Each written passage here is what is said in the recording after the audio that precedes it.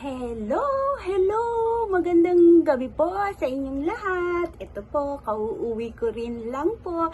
Na-miss ko po kayo. So, hello mga ka-brothers, mga ka-sisters. Ito na naman po ang Samot Sari, Pinay in Taiwan. Maraming salamat po dun sa mga nag-subscribe sa akin. Sana po patuloy niyo pong suportahan ng aking YouTube channel. Okay, ngayon po ang ating pag-uusapan ay ano ba talaga? Pagkatapos kumain, tatayo ho ba? Mauupo ho ba? Or what? Sabi nila, pagkatapos kumain, tumayo daw po ng 30 minutes or 1 hour. Aba, matagal-tagal na po yon. Well, anyway, sa aking pagre-research, tama naman po. Tumayo. Opo, wala pong mali doon. Yun nga lang, ang difference ng dalawa is yung pagka tumayo ka lang, okay, para ka na rin para ka na rin nakaupo na mabagal ang daloy o mabagal ang pagdadigest ng pagkain. Samantalang, once na tumayo ka after kumain, then samahan po ng lakad lang po ha, doon po, mas mabilis po ang daloy or ang ating digestive system. Mas mabilis niyang matunaw ang ating pagkain. So, dagdagan po natin yan ha. Okay. Pag-usapan po natin yung mga bawal po na gawin pagkatapos kumain. Okay. Ang una daw po is bawal manigarilyo. Okay. So, halos lahat naman po ng naninigarilyo after nilang kumain, di ho ba? Naninigarilyo sila. Iba kasi yung dating, yung pleasure na nararamdaman daw po nila ayon sa aking pagsasaliksik, pagtatanong. Iba daw po. Sa mga researcher, once na nanigarilyo ka after kumain, katumbas daw po ng 10 paninigarilyo at pwedeng magdulot ng cancer. Bakit po? Ganito po yon. Kasi ang sigarilyo ay may nicotine, tama ho ba? So once na nanigarilyo tayo, syempre itong nicotine masasama sa ating blood. Okay, yung blood, di ba ho, dumadaloy sa iba-ibang parte ng ating katawan. So yun po, pwede daw pong mag-cause ng cancer. So yun po, yung nicotine na pwedeng kumapit sa blood. Yun po, ang sabi nga po nila, ang nicotine daw po ay na-absorb ng intestine from our stomach. So ang pagkain ay nahahalo daw po sa dugo, blood, na dumadaloy daw po sa ating katawan. Kaya wag daw pong manigarilyo pagkatapos kumain. Maghintay po ng 1 oras o 2 oras bago manigarilyo. Okay. Ang pangalawa po, bawal kumain daw po ng prutas after mag-dinner, mag-lunch. Okay, dapat maghintay din po ng 1 o 2 oras bago kumain ng prutas. Kasi nagkakahangin daw po ito sa tiyan. Kaya dapat nga po daw maghintay.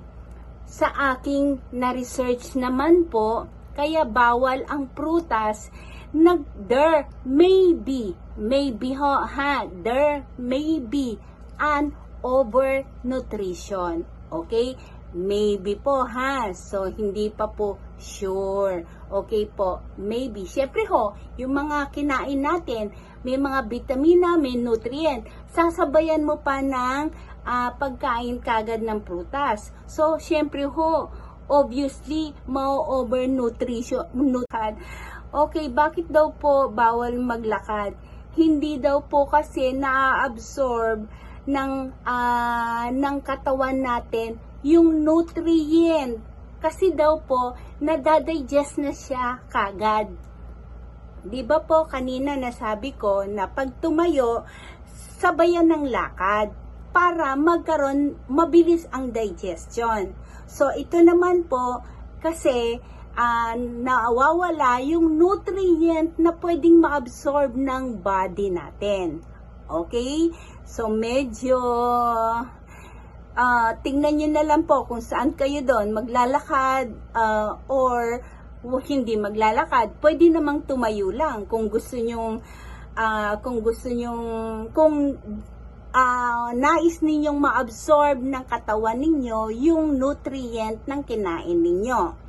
Okay, bawal daw pong magpaluwang ng sinturon.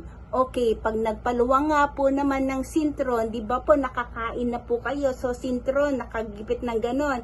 So, ang pagkain nandoon, unti-unting bumabagsak. Ang pagkain kasi po, syempre, napisil or merong sintron, di ba, medyo masikip.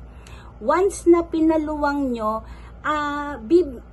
bigla naman pong bababa yung mga kinain natin.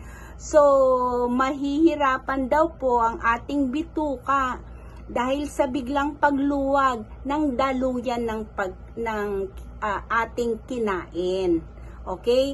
So, ang advice po is bago kumain, luwangan na po ang sintron. Okay po? So, bawal daw po uminom ng tsaa.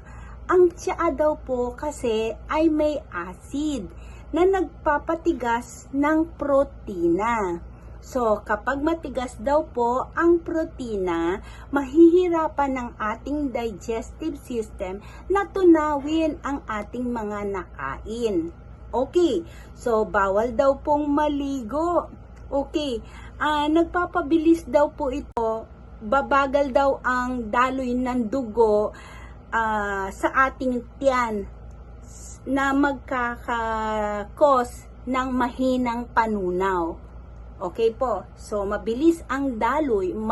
Pagka maliligo tayo, mabilis ang daloy daw po ng dugo sa ating kamay at paa. So, sa ating tiyan naman po, babagal. So, doon po nagkakaroon ng mabagal na pagtunaw ng pagkain. Okay, bawal daw pong matulog. Of course naman po. So, pag kumain kayo, huwag kayong matutulog kasi doon ho nananaba ang tao. Siyempre ho, or hindi nakalagay lang dyan yung pagkain. Magkakaroon kayo ng bilbil at isa pa, tataas ang insulin level na pwedeng magkaroon ng diabetes. So, kasi andyan lang yung pagkain, hindi na-digest kasi nakahiga agad or natulog. So, wag po kayong matutulog once na nakakakain nyo lang po. Okay? Magpahinga po muna or tumayo, lumakad-lakad, mas maganda po. So, para po sa akin, okay po, okay naman po yung pagkatapos kumain, tumayo. At medyo maglakad-lakad kasi po gaya ng aking goal, magpapayat.